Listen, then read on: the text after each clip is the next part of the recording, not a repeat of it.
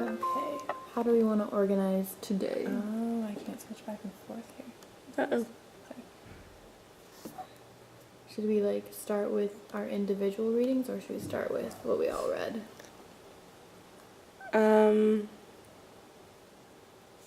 Why don't we... I don't know. Sorry. Let's start with the book, because I really liked the other side. I do too. Do you guys like that? Yeah. Yeah. I really liked, like, just thinking about in comparison to the readings that we did about, like, how to select multicultural literature. Yeah. And comparing it to that book really helped me see, like, that really is, like, a good text you can use within the classroom. So kind of like follow that criteria that was in... Accuracy and the other one. Yeah, because like Authentic. one of my things for the jigsaw was like my exact question was what criteria is important when evaluating international books for kids. So I thought that it followed a lot of that. Like I wanted to know more about the author, obviously, because that was like a big part of it. But yeah. Yeah, because they didn't really mention much about her in that. And it's hard when you don't really. Yeah, and like apparently like what the author's background and experience with like the culture or anything that they're writing about is obviously really important because like that's a lot of perspective. But other than that, you know, there's a lot of. How did you guys interpret the fence? I kind of thought of it as like barriers or obstacles Yeah. that society kind of presents. It's kind of a common theme, yeah, like kind of like almost kind of like, you know, train tracks kind of thing, but Yeah, I thought of it more as like trying to keep somebody out. It's like usually when you build a fence, you don't want anyone out or anyone to come in.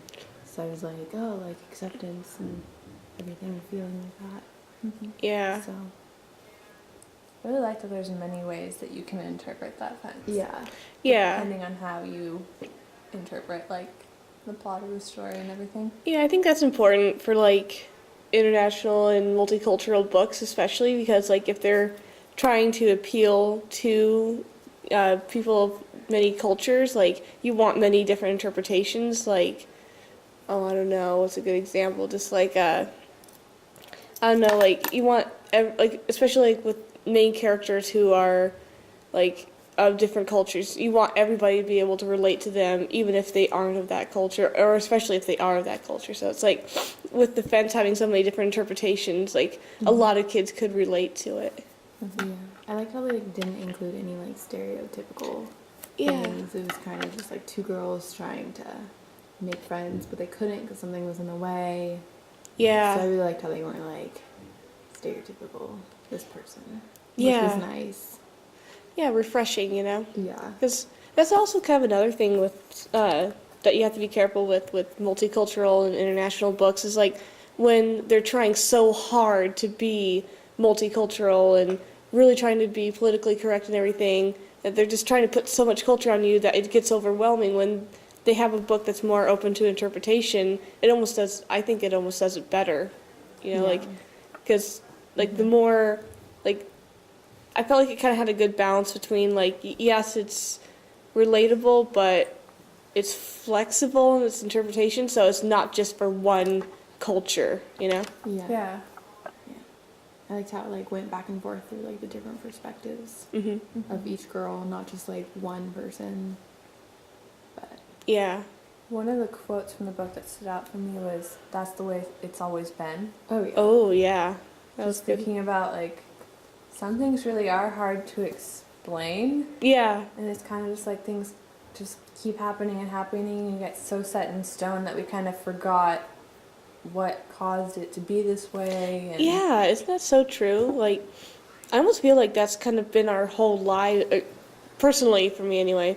Like our whole lives has kind of been like accepting things the way they are, because like throughout childhood you just kind of like learn, like, okay, this is how the world works. I have to understand how the world works in order to live in it. But then I feel like, especially since coming to college, like a lot of my, especially between my friends and I, we've been like questioning like everything, you know? It's I feel like that's kind of brought to light in a lot of these kind of books, you know? Like that's a good line. Yeah. Did you guys see any like windows or mirrors or anything like that in the book? It's kind of hard to like find things that I was related to because I haven't actually dealt with like that kind of issue of like race and not being able to talk to somebody because of their color. So it's kind of hard for me to find like a mirror. So I looked at it through like the fence perspective, like being accepted versus not being accepted. Yeah, that's a good relating one. Like, I think everybody kind of has that, like those fences up and like something that they want to be accepted for no matter what, like where they come from, you know? Like, do you guys have anything that you wanted to be accepted for or anything? I hope that's not too personal of a question, but. I don't know, it just makes me think of like high school. Yeah. Just like cliques and Yeah. things like that. Yeah. Yeah. Definitely. I just think like for a personal story kind of thing, like I really like okay, I really like anime and stuff, and when I was in high school, I had a really hard time telling my family about it because growing up, we'd always be, like my brother would always be like, "Oh, that's so stupid," and like he's almost like teased me a little bit when I started liking it. But then, just recently, I was with him and like I think I mentioned something about it, and he's like, "Allie, you're like the coolest nerd I've ever met," or something like that. So it's just like I kind of related to like the acceptance part, and that like my family's kind of accepted my interests and everything a lot more. Yeah. Yeah, it's like they've accepted that I'm a nerd, so. But trying to think of like, A window or something. yeah. I don't know, it gave us the opportunity to see what it might feel like to not be able to talk to somebody else just because our parents say like that's the way it is. Yeah. So it was like interesting because I couldn't imagine like going through that, just not being able to do something. Yeah. I kind of thought about it a little bit more, and it's almost like you could take the standpoint that the fence is kind of like segregating because like African American people and then white people on the other side. So I was kind of thinking like it kind of shows you like what it may have been like to be a child growing up and not being able to understand, well, why can't I play with this girl? She's my age. I want to play with someone. And Yeah. I mean, it was just, I mean, growing up nowadays, it's not like it was then, so it's kind of hard to imagine what it would have been like, but yeah. But I guess that's part of why these books are important, you know, that perspective. I liked the book. I liked the pictures. I Yeah. did too. Same. But it was cool because the woman that was like reading it to us, you could like see her being like, look at these photos, like they're getting brighter and brighter and like the weather is getting better, and I was like, oh, Kind of like hope. Yeah. For them, like Yeah. a brighter future. Yeah, good little symbolism Yeah. going on there. Yeah. And I like the ending, how like all the other girls would sit on the fence with everybody, and it was like, you know, one person can do it, we can all do it, kind of. Yeah, and like sit like that's such a kind of like a metaphor, sitting on the fence, you know, Instead of like going over it. exactly. Like it's kind of like they still acknowledge that it's there, but they're gonna try to overcome it, kind of thing. Yeah. Yeah, I think that really was represented at the end, where they're like, someday someone's going to come knock this fence down. And Yeah. I don't know. I love books with symbolism like that. Yeah. Because then you can like it's open for interpretation and discussion with your classroom too. Like you're like, so class, what do you think the fence represents, kind of thing. So, like with a lot of symbolism, you can like let the kids kind of think about it themselves while kind of also guiding a little bit.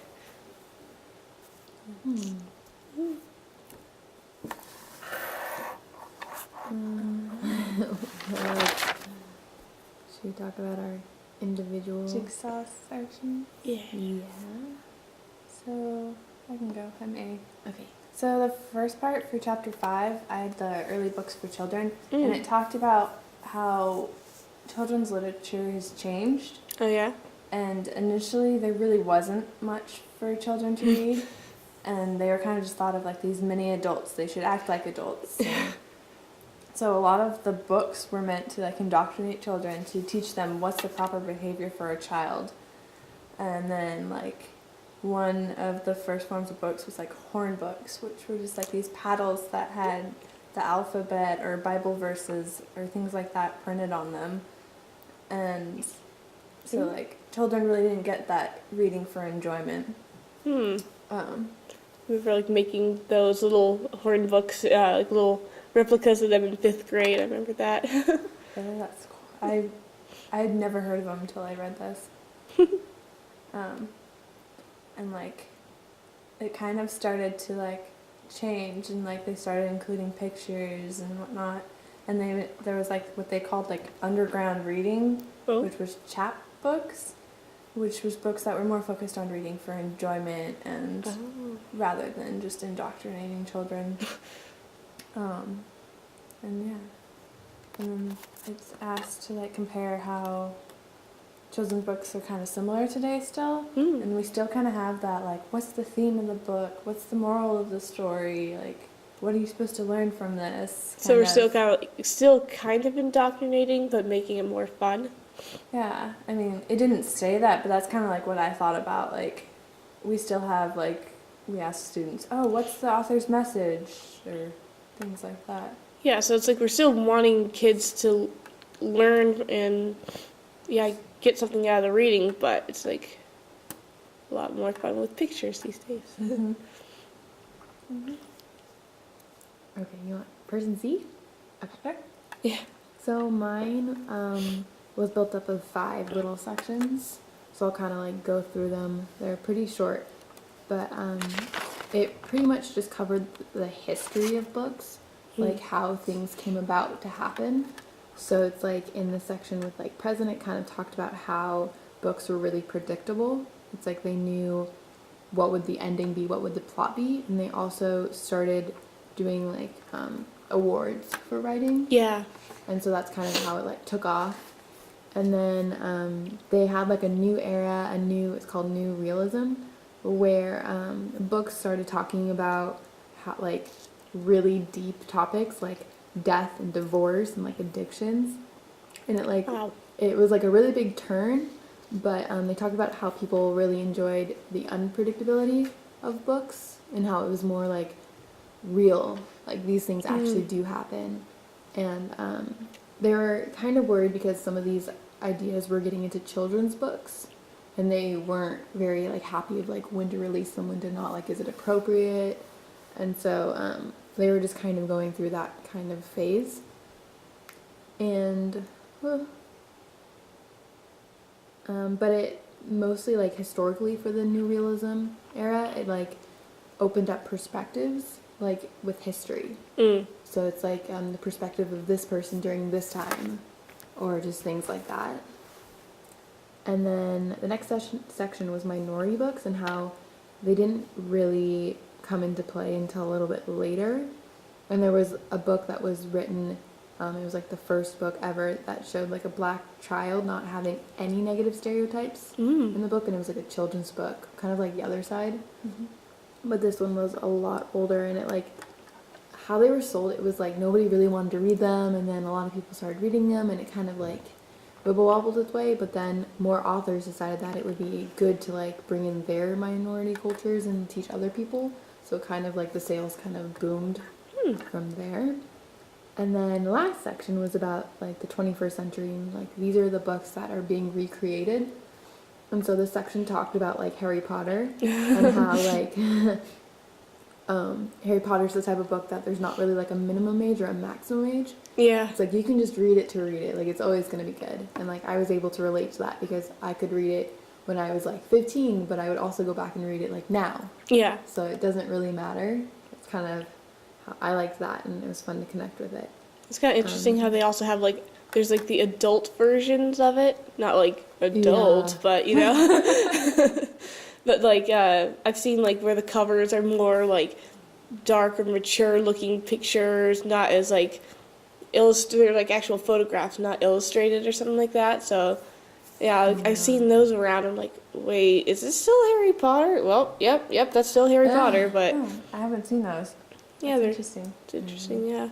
But like in the end of the section, they talked about how like Harry Potter was a strong book, but there's also books that are being published that are like weaker, that like aren't really appropriate, and like hot topics are being like read to kids when they're not ready to be read to. But like personally, how I like kind of thought about like bringing in hot topics to your kids, it's like it needs to be age appropriate, and it needs to be like just a good children's book that is like really informational but doesn't go too far. Yeah, like you don't want to No. overwhelm the poor kids, you know, like It's like you don't need to be reading about like alcohol. Yeah. Like first grade. no. It's like I don't know. They were just talking about how things were just like kids were being read different things at different ages, and they needed to like normalize it. Yeah, kind of like, I wouldn't say standardized, but like, you know, kind of have like that level, you know. Yeah. I'm trying to think of any examples of like books that had something I thought wasn't too appropriate for an age level. Can you guys think of any?